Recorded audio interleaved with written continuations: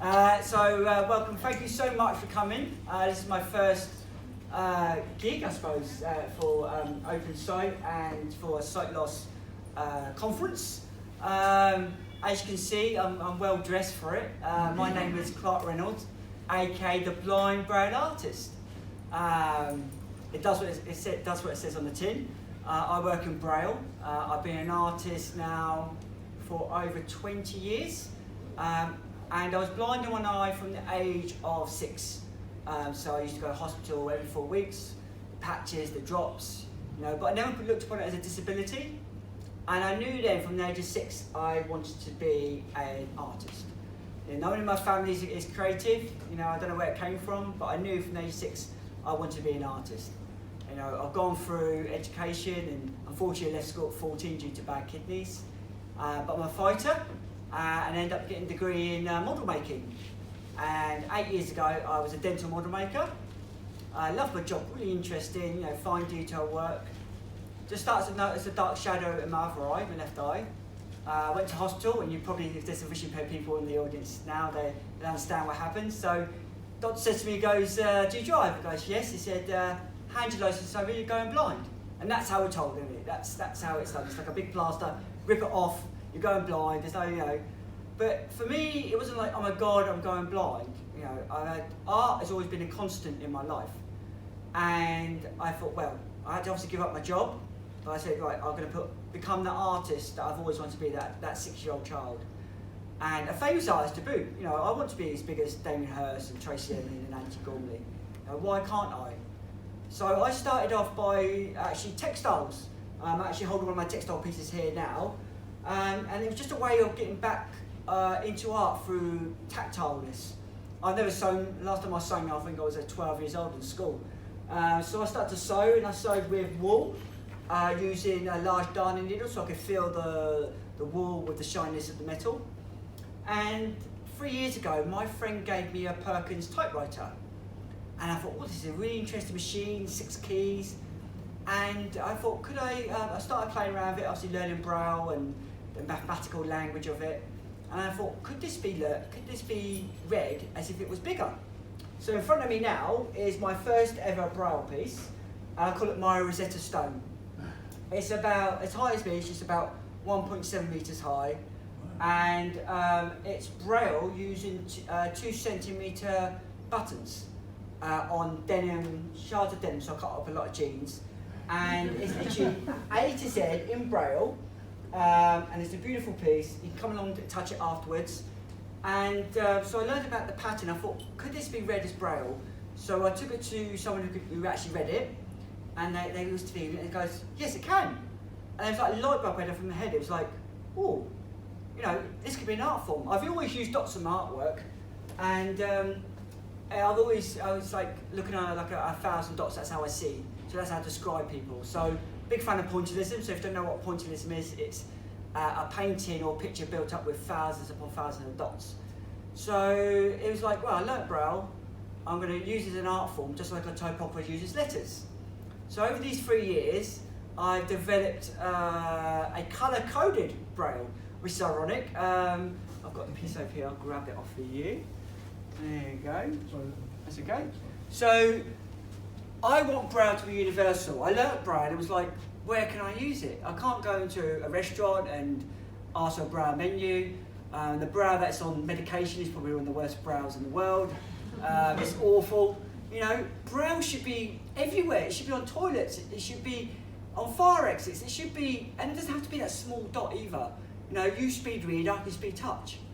Then by giving it colour, it becomes universal. It becomes so that sighted people will start to learn Braille through colour association. So that's, as being an artist, 20 years, I work with colour and I work with patterns. So I created a colour-coded Braille. And literally, I looked at the commonality of letters appearing in words and then used colour theory. So just as a painter paints a portrait or a landscape, they use shades colour or complementary colours. It's no different to when I created my colour-coded Braille. So people that can see will just see loads of variety of dots of various colours, but it can still be read as Braille. And the idea is I've donated each Braille cell with a colour. And then I looked at, so for instance, E is orange, and R is blue, because a lot of words end in ER, and they're complementary colours. So it took me a whole month to figure out 26 colours, and not one colour dominates the other. So when you look at my artwork, you know, this is only a small section, but there's bigger pieces that I do. It looks very pop arty, very 1960s, but there's a big sign next to my exhibition saying, please touch the artwork. So visually, it's stunning. There's a key, you decode it by a key, but then you come along and you can physically touch it.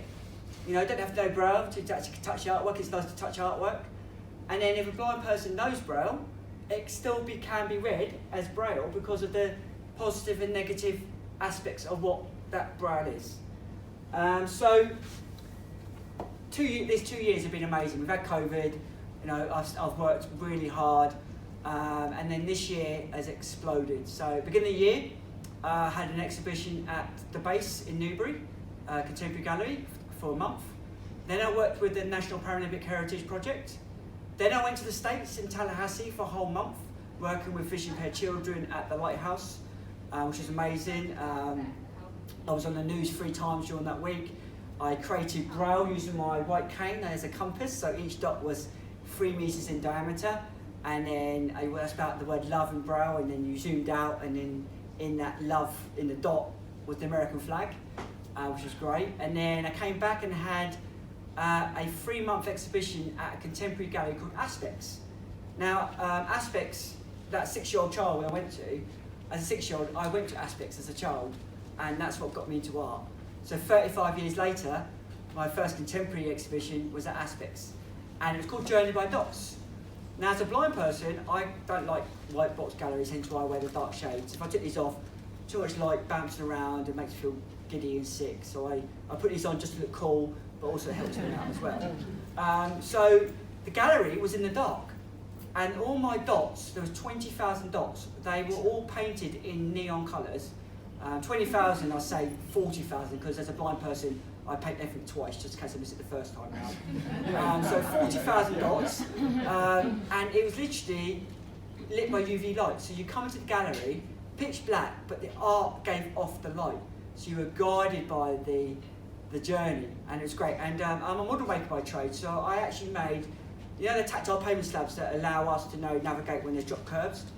I made a jig to create Braille versions using the same shaped domes, so they're not a trip hazard, and so you can physically stand on my art or sit on my art, but you're sitting on words basically, which is great. And then after that, I got worked on the Commonwealth Games project up in Birmingham, which was amazing. Went up there. It's also working words, so I worked with children, and we looked at Birmingham lingo.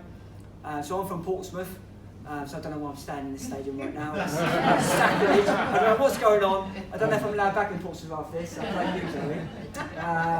But yeah, so we got words like Christy Mush and we and going downtown. So when I went out to Birmingham, worked with children, we had the words like Boston and nuggies, which is a great one, which is chicken nuggets down there. So I took them and then again made tactile paint slabs, but podiums. So I sprayed them up gold, silver and bronze. I made ones that you could sit on. So they're like stools, and ones you can stand on. And then the decode was actually medals in Braille. So you go and get your initial, you're not quite sure it's gold, silver, bronze, and then you go and take a selfie by your podium. And it was an amazing experience. I went up there a couple of weeks ago to do a Bsl Tour. And my art is there to be engaged. You know, as an artist, it's unusual for art to that visual world to actually go up and touch it and be part of it. And you know, we had these amazing people come along, and they were engaging with it, and it really brought a tear to my eye, because that's what the power of my art does. And then a week today, I'm actually at Key Arts in the Isle of Wight to host my Braille Trilogy exhibition for 2 months. So you have Decoding Braille, Decoding Me, which is my colour-coded Braille. You have the Journey by Dots, which is the neon colour stuff. And the new pieces which I've created is I miss colours but ... So I've created 7 large cork boards. I've used 15,000 drawing pins. Don't try that at home. And that to be hammered in. And it's like, when you see it, it's about memories of colour, but in Braille, but in drawing pin fashion. So that will all be under one roof. That opens the 10th of October, and it runs to the 26th of November. So if you're in the Isle of Wight, please come along. And then tomorrow, I am about to sign with a major gallery in London that works with the likes of Banksy and Damien Hirst.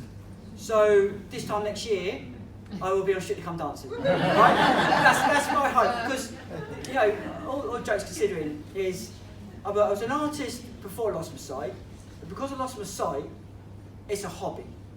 Why is that? Why is it a hobby? Because I've lost my sight, and I was an artist before I lost my sight. That's the social world we live in. So I'm trying to break down those barriers with what I do, going into schools, chatting about my white cane and Braille. I've even got a school in London, a class named after me, because they heard me on radio as an inspirational person. And I got an email yesterday that the new Year 6 class are learning about Braille and sight loss because of me.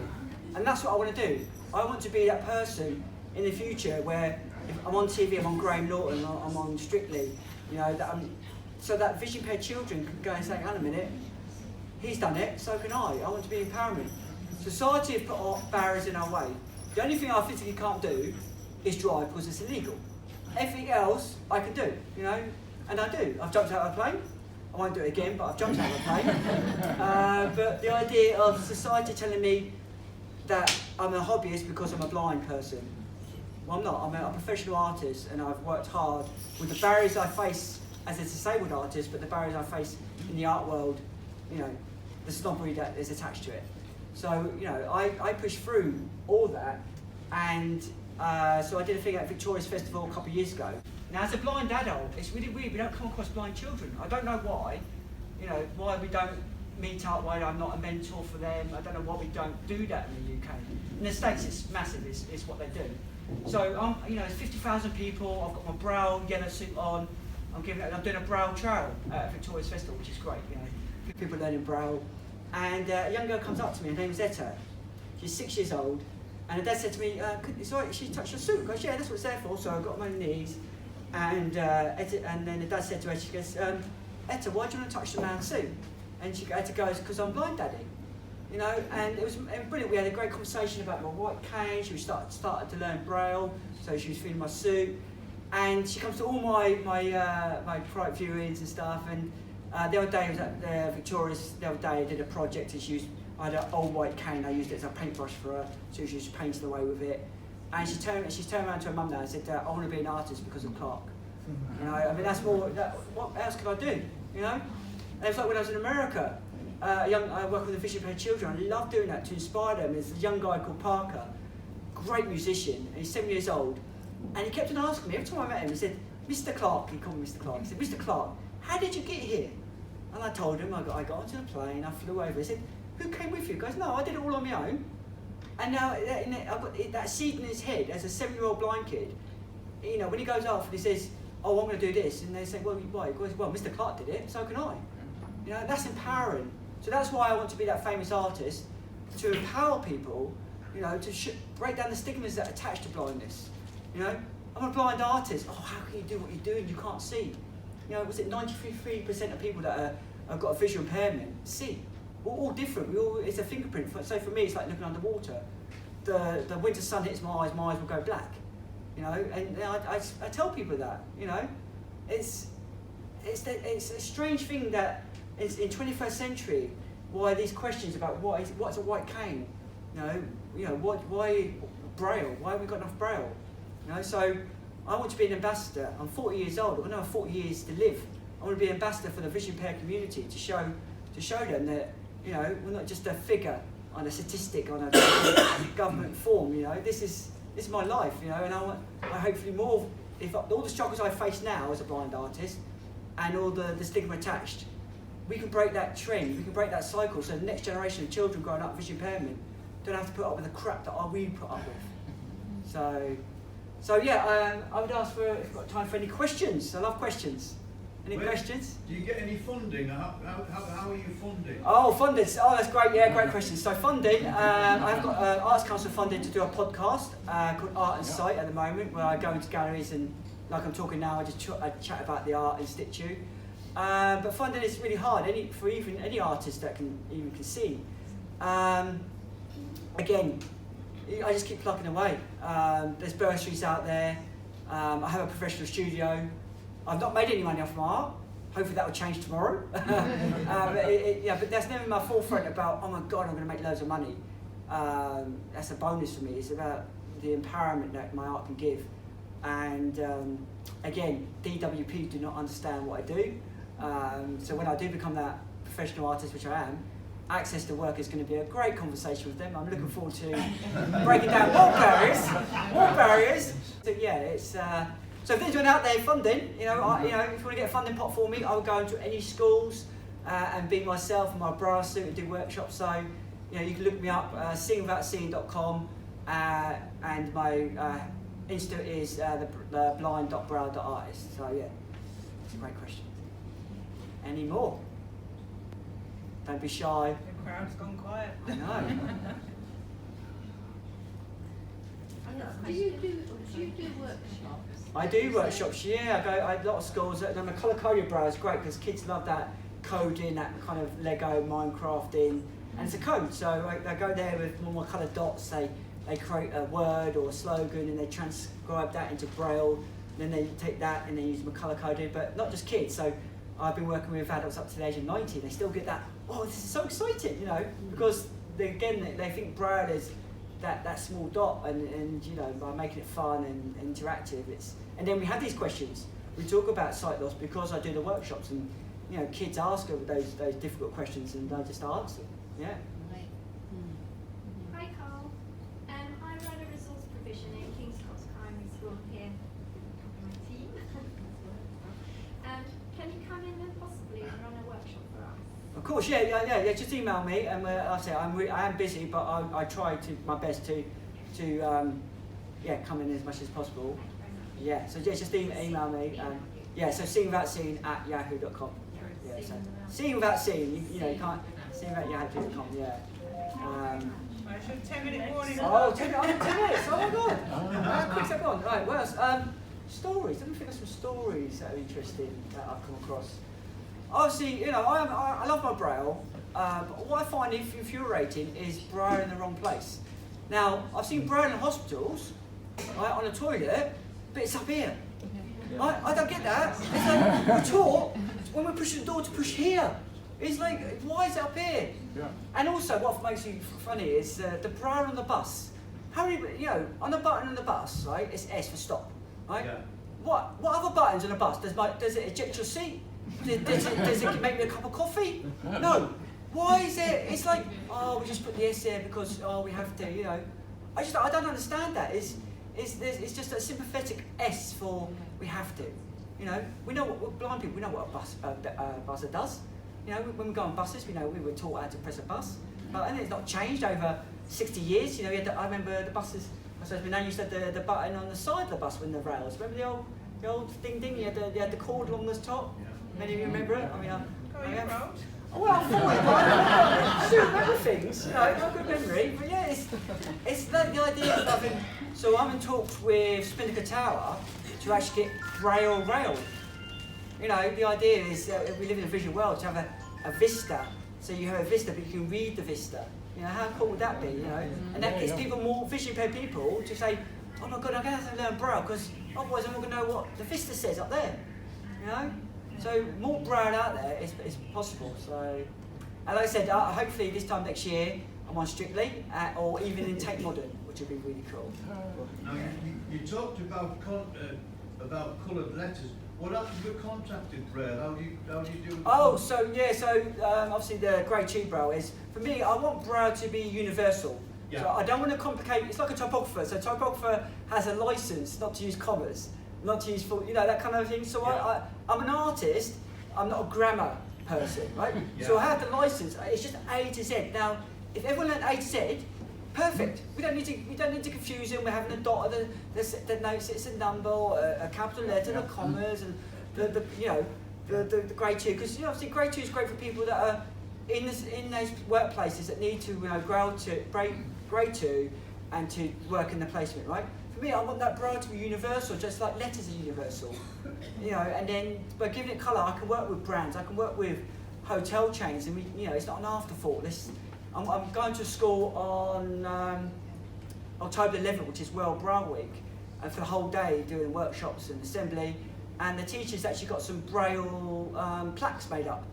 Because Braille, the misconception again is Braille is, it doesn't have to be a raised dot. It can be inverted, you're still reading a pattern.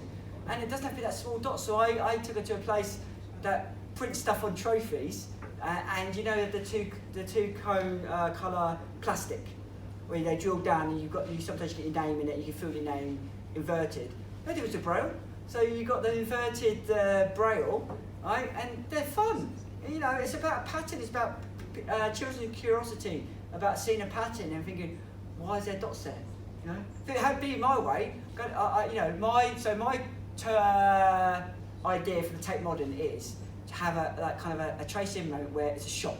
We all know what shop. We go to a shop, but everything, I use the branding, I use the colour, everything has a dot, right? So we pick our PG tips. We know it's PG tips, right? It's got the big PG, right? But it'd be the green and red in Braille, right? But everything would be in Braille. So, but our brains are so used to colours that we know it's PG tips. We know that's a Mars bar. But imagine if it was all in dots, right? Imagine, how cool would that be as an installation? You know, the idea, I know that, but why is that in dots? You know, why? And then you raise it, then we have these discussions about sight loss and about Braille and about, you know, the barriers that are put in our place, you know? Yeah, I'm on the guide dogs list, which is exciting. My one stipulation for a guide dog is it must not get bored if we go to a gallery. I know it's going to be hard. I don't want him to go to an artist talk and the ears go down because I'm talking about Leonardo da Vinci, for instance, you know. But yeah, so that's my one stipulation. I'm running the London Marathon next year for Vision Foundation, which is exciting. I'm going to try to podcast it. So not just 26 miles running it, we're going to run it with our mouths as we're going along, emotional state, describing the scenery, and then describing how, are we there yet, which is going to be fun. So I have a great guy called Steve Baker, who I call my talking guide dog. That's his nickname. And we do our podcast, he comes along with me and we have the conversation with the art, and he's great. And the best thing about him, and I think the majority of people that when you lose your sight is, people treat you differently when you lose your sight. As your friends, you lose a lot of friends. But the friends I've got now don't see me as blind, they don't treat me as blind. You know, and that's the best way of looking at it. So I'd like to thank everyone who's turned up. As I'll be around the building the whole day in my red jackets. If you want to come up to chat to me, please do. You can come chat to me, touch my art, touch my suit. I've even got brown jeans with love on the butt. So me too, throw out the window. You know, I don't care. But yeah, but thank you so much.